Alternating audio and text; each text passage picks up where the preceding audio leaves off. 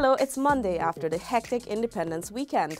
These are your headlines. Foreign Minister joins Guyanese in New York for Independence celebrations. The post office system will be modernized.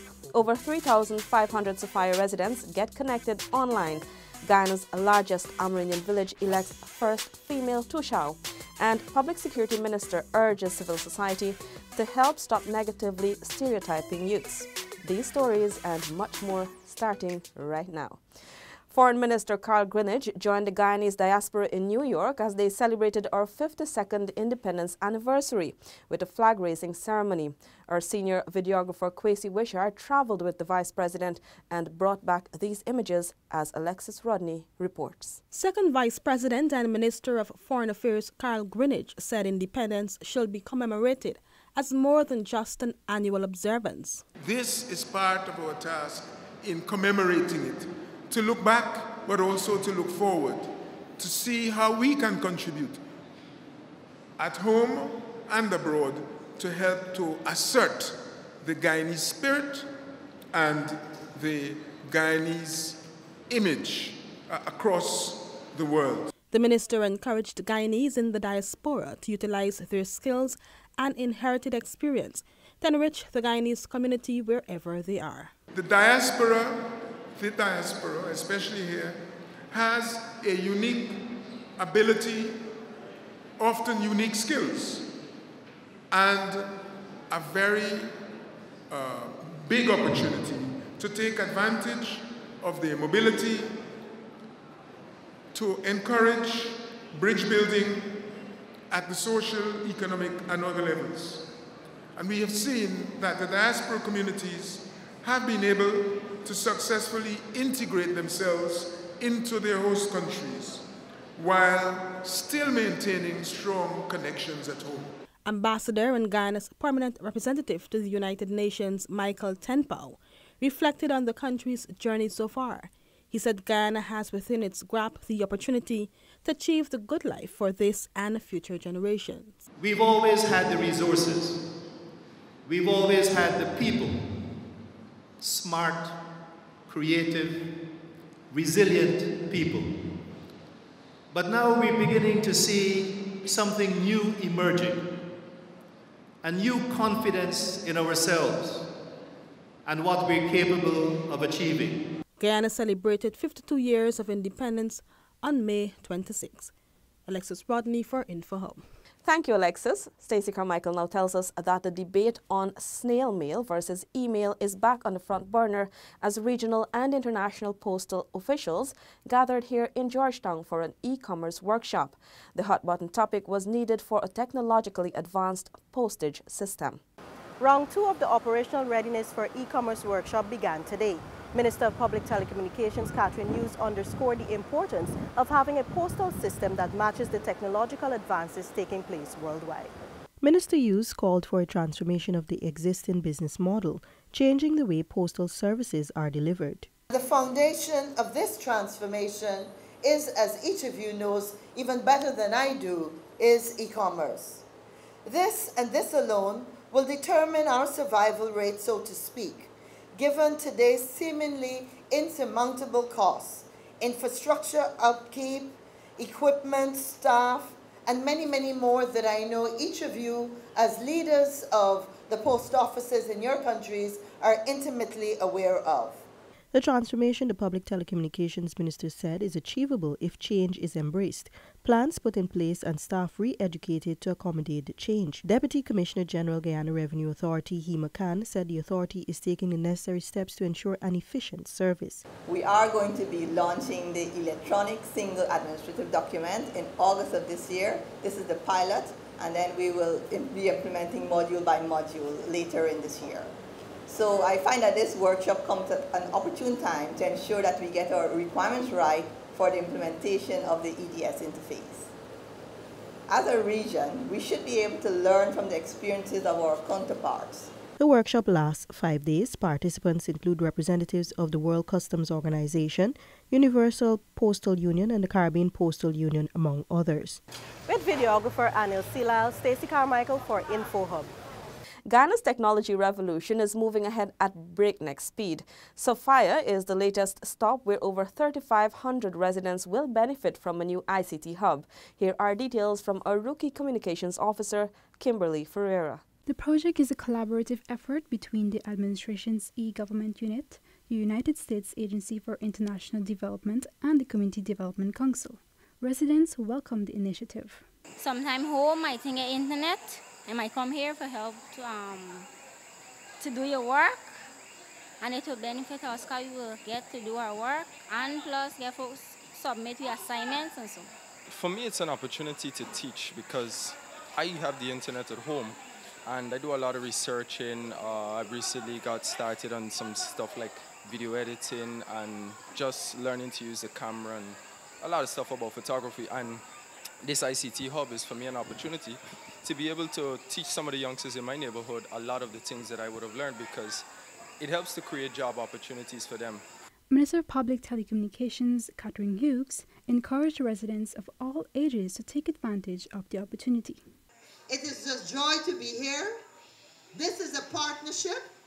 Let us go forward and develop our communities. Let us build ourselves. There's loads of free online learning and courses that you can do. So use the internet and sign up. And let's better our skills. Let's make Guyana one of the places where we got really top-notch skills in ICT. This Sophia ICT Hub is 119 to have been established. For InfoHub, Kimberly Ferreira.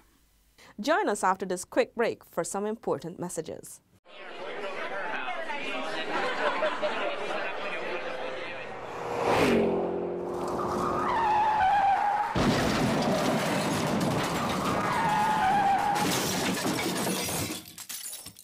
Welcome back. The Youth Department's exhibition and display in Region 3 officially brought the curtains down on National Youth Week 2018 activities. Crystal Stahl has more. The West Demerara Secondary School exhibition gives students an opportunity to learn more about the Youth Department's available programs.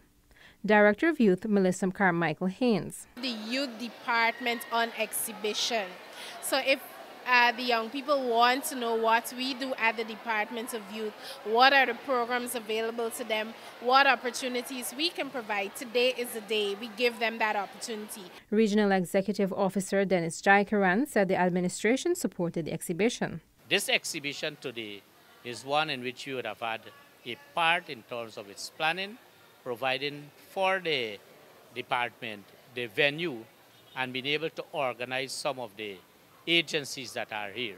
Students from secondary schools across the region also visited the exhibition. This year's Youth Week activities were hosted under the theme Empowering Young People to Foster National and Community Development Through Innovation. Crystal Stahl for InfoHub. Last week, Barbados elected its first female Prime Minister, Mia Mottley. Another bee has elected its first female leader. Baramita, Guyana's largest indigenous community, has elected its first female Tushao, and she, like Prime Minister Mottley, has major transformational plans on her mind. I really want to help the indigenous people in Baramita, and I think for so long that people like the ex-councils, they didn't really pay much mind to the indigenous people in here. So I've seen the need, so that is why I come forward and, you know, get on board and campaign. The newly elected Tushao, Charmaine Rambaju, explained that one of her first plans is to establish a community skills training center for Baramita youths. The Tushao will also encourage more subsistence farming. She intends to partner with agencies including GLDA and NARI for technical and other support. We have like school kitchen, and we have to send greens all the way from Georgetown, which if we have somebody here to guide people and to advise them on how to do these greens farming and these things, we would able to supply the school kitchen because there's hundreds of school children be going to school every day.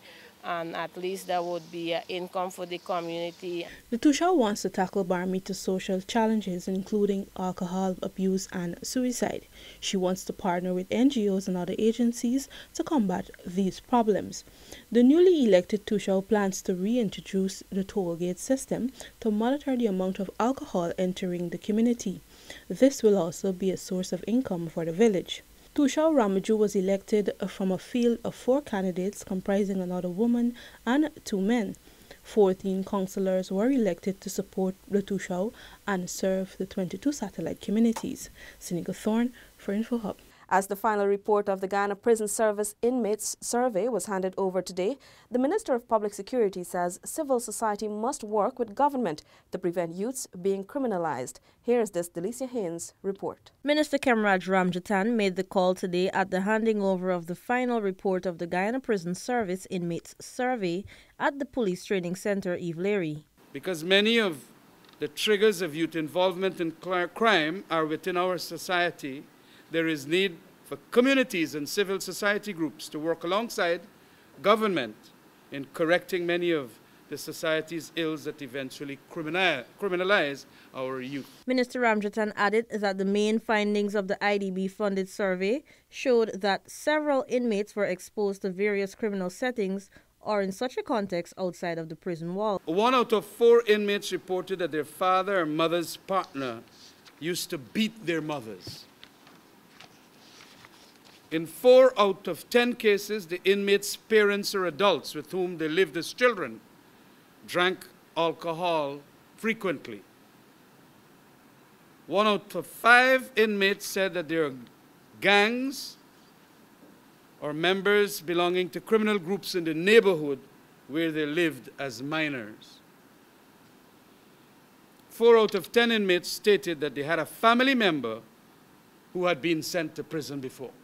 Meanwhile, IDB's country representative Sophie McConan explained the findings will aid in the establishment and implementation of policies based on scientific investigation and not mere suspicions. It's about really evidence-based policy, and that's important. It's to have your policies that are responding to reality and not the opposite. Otherwise, your policies for any country will not be able to be as effective as they would need. The survey was conducted in collaboration with the University of Guyana, the Center for American Studies on Crime and Violence, the National University of Tres de Febrero of Argentina, and IDB. It is as part of the Ministry of Public Security's Citizen Security Strengthening Program. For Info Hub, Delicia Haynes. Thank you, Delicia. In our next report, we learned that an injection of $10 million is being pumped into capacity building in the forestry sector. Alexis Rodney has this story. The project, which was launched today at the Guyana Forestry Commission headquarters, targets improving the livelihoods of forest communities. The GFC, with aid from the United Nations Food and Agriculture Organization, is pumping the mammoth sum into building the capacity of community forestry groups. This is to strengthen their compliance with the Guyana Revenue Authority, the National Insurance Scheme, and the Department of Labor.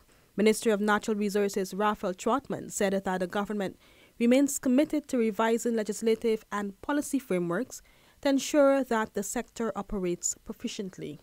We'll see a joint effort of the Guyana Forestry Commission, working with local partners, the GRA, as we've heard, the NIS, and the Department of Labor to expand training and awareness on mandatory requirements for forest operators that go beyond those typically included in forest trading exercises, such as log tracking and reduced impact logging, to areas of compliance with tax laws, insurance requirements, and labor laws. He said the partnership will see the groups working closer and strengthening their relationships as they strive to implement the requisite standards.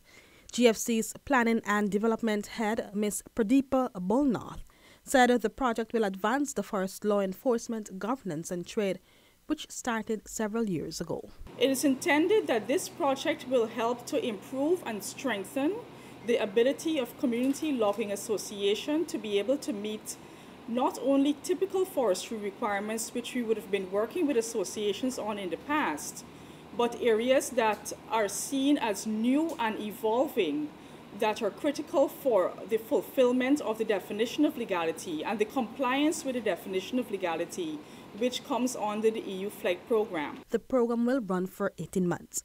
Reporting for Info Hub, Alexis Rodney. That was Alexis Rodney with her final report for the night. But before I go, let me remind you that Guyana's first ever health fair commences this Thursday at the Sophia Exhibition Center. Be sure to check it out. It will run till Saturday. Goodbye.